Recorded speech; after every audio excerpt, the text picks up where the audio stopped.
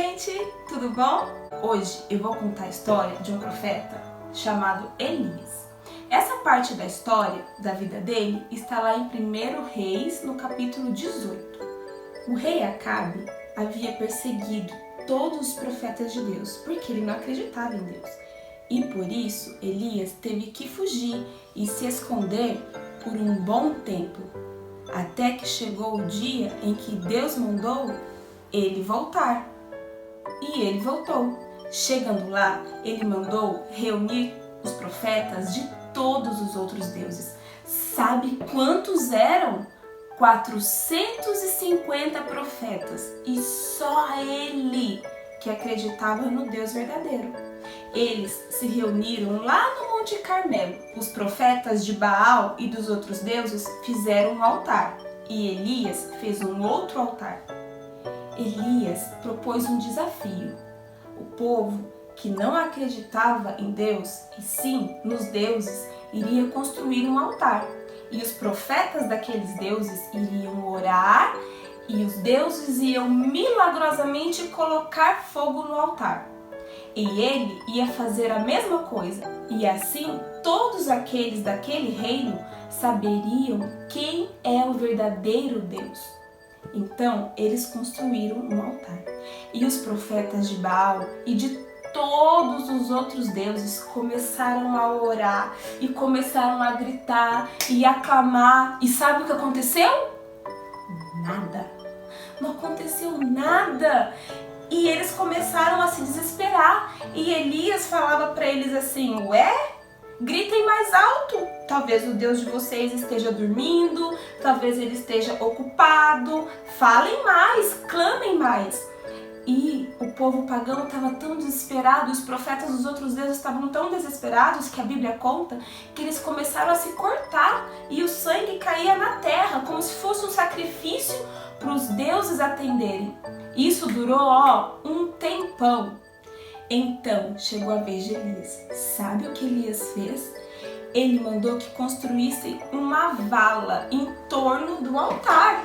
E eles foram abrindo a vala e os outros ficaram pensando assim: mas o que Elias está inventando?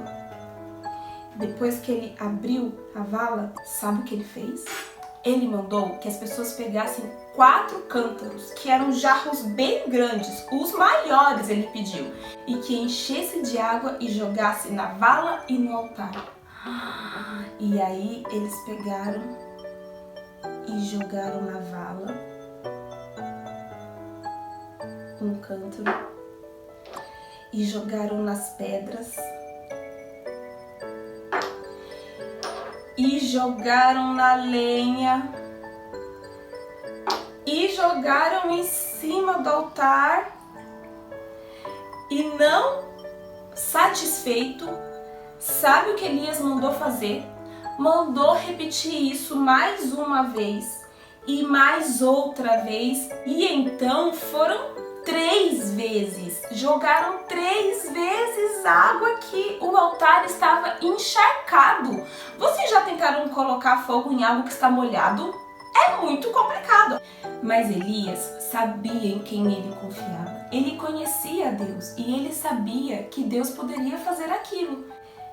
Então Elias se ajoelhou e orou, clamando a Deus, pedindo: ó Deus, Deus de Israel, Deus de toda a terra, mostre que só há um Deus em toda a terra, que só há um Deus verdadeiro, para que todas as pessoas reconheçam o teu poder e para que todas as pessoas saibam que só tu és Deus. E sabem o que aconteceu? Desceu fogo do céu. Deus havia atendido a oração de Elias.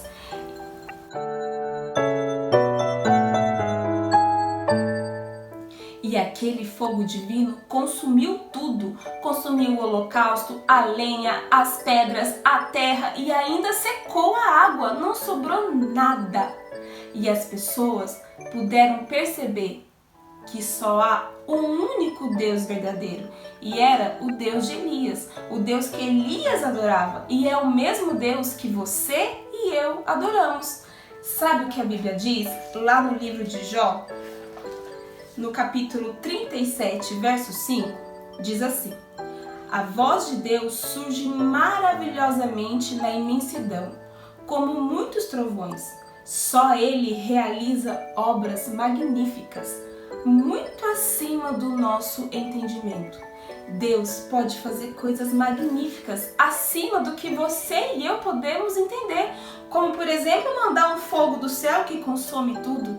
O nosso Deus é muito poderoso. O nosso Deus é o Deus maravilhoso, o Deus do impossível. E não há nada nesse mundo que Deus não seja capaz de fazer. Como é bom a gente saber que a gente serve a um Deus que pode todas as coisas.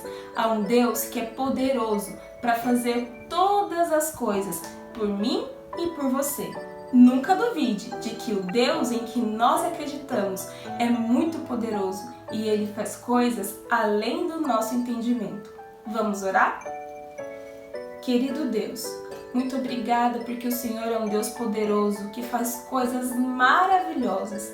Obrigada porque mesmo o Senhor sendo poderoso, o Senhor atende a oração de um ser humano falho e pecador, como foi Elias e como somos nós. Esteja conosco, que nós possamos sempre acreditar em Ti e nunca duvidar do Teu poder. Em nome de Jesus, amém. E até o nosso próximo encontro. Tchau!